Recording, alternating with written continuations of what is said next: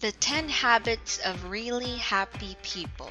Welcome to Savvy, where we have lots of practical wisdom to share. Hey, don't forget to hit that like button below, and while you're at it, subscribe and hit that notification bell for more advice here at Savvy.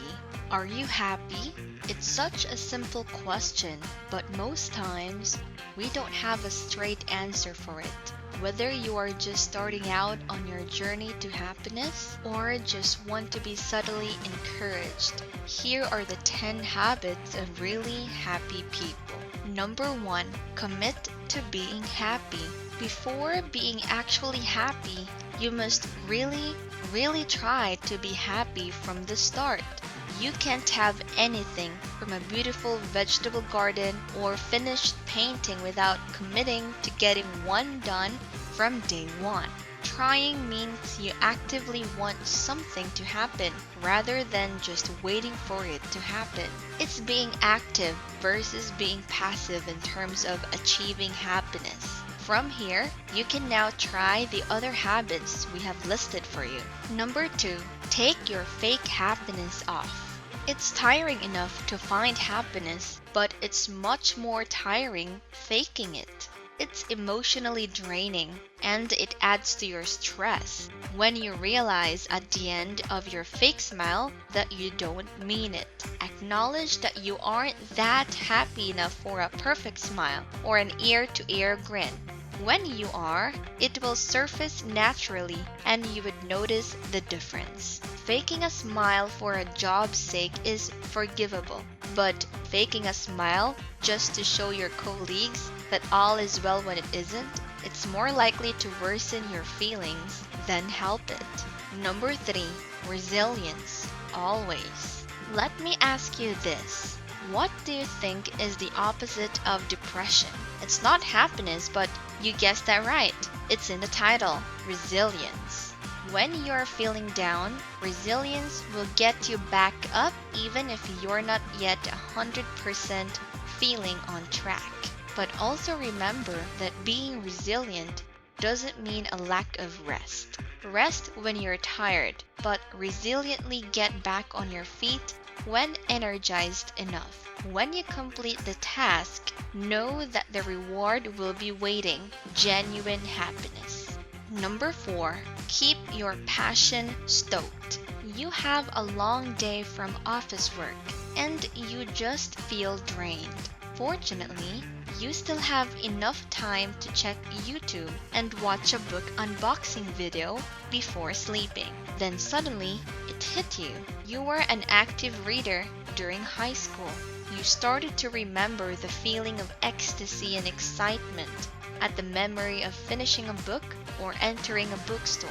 Oh, those were the days. You were even good at making sketches. During the few minutes before sleep and after finishing that unboxing video, you remembered your passions and the happiness they bring you. When the hard days come, it's our passion that rescues us from the darkness. So the next time you have spare time, start going back to your easel or book until you build a habit of making time for them every once in a while. Stoke your passions before their fires completely go out and cause you burnout without return.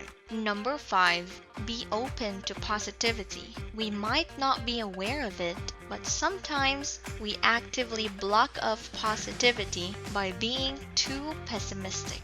And by being pessimistic, I mean by thinking of negative outcomes more often than good ones, even before attempting something. Do you have a short online course you want to take just to get a feel for photography? Never think about failing it without having started it yet. Be open to the possibility of learning from that online course, no matter the outcome.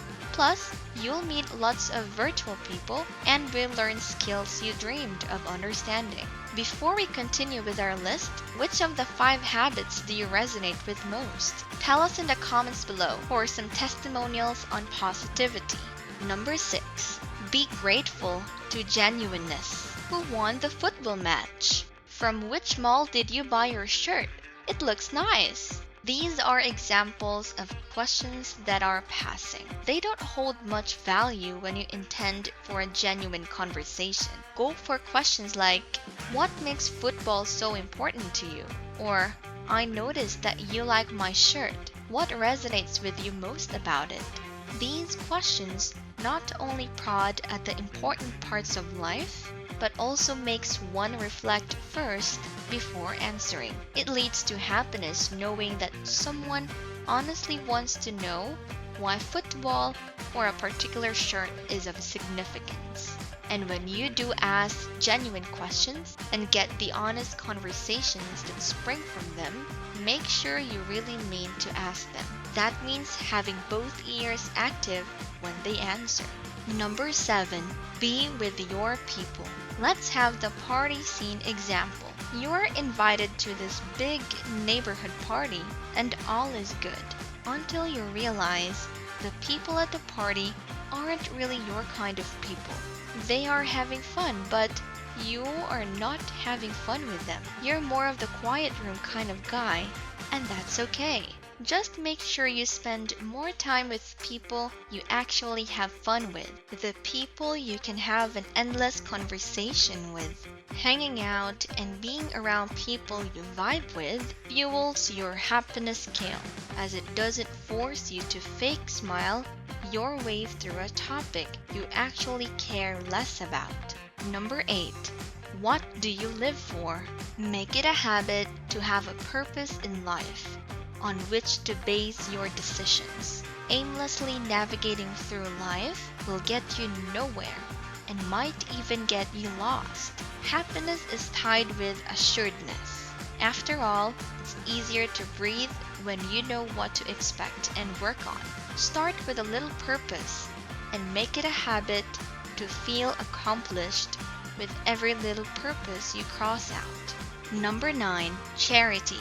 It's proven that giving back is not only a good deed, but also a great stimulation to happiness. Try to recall a time when you donated something you have no use anymore to someone who really needs it. Feels good, right? Number 10, simplicity.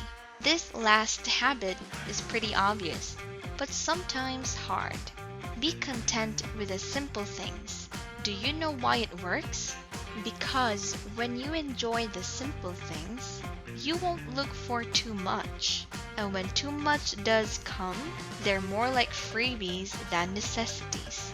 Society has a habit of convincing us we need more or be more. And if we don't get that new trendy hat or that eco-friendly soap, we tend to feel insufficient. By being content with the simplicity, we eliminate the possibility of feeling less when we don't have that extra gadget in our possession. Are you ready to follow the habits we discussed? Don't get too overwhelmed. Start with a ready heart, always. Well, that is enough practical wisdom for today. Don't forget to give us a thumbs up below. We will be posting 4 to 5 videos per week. So click that subscribe button and that notification bell to be notified of our new videos weekly. Thanks everyone, and see you in the next video. Ciao ciao!